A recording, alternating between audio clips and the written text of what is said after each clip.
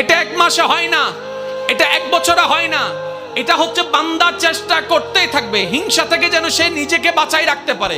মন চাচ্ছে অন্যের বদনাম করতে, সে জিহ্বাকে কামড় দিয়ে রাখবে। দুনিয়া উল্টায় যাক, আমি বদনাম করব না, আমি বদনাম করব না, আমি বদনাম করব না। মন বলছে তাকে মেরে ফাটাই ফেল রাগের কারণে।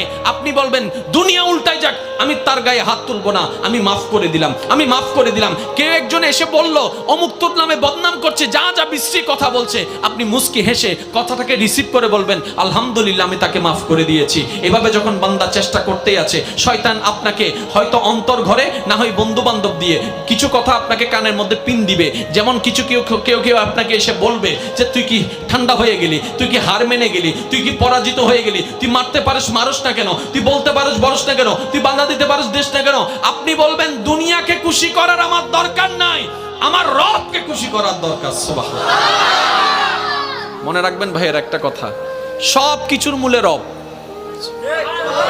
আপনি ডাইনে থাকেন, বামে থাকেন, সামনে থাকেন, পিছনে থাকেন, এভরিথিং, সব কিছুর মূলে গিয়ে রব। যেমন আসেন, কষ্ট নেবেন না আমার কথায়।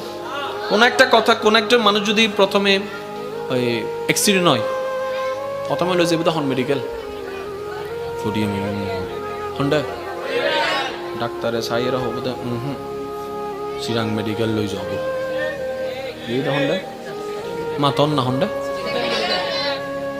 চিরাং মেডিকেল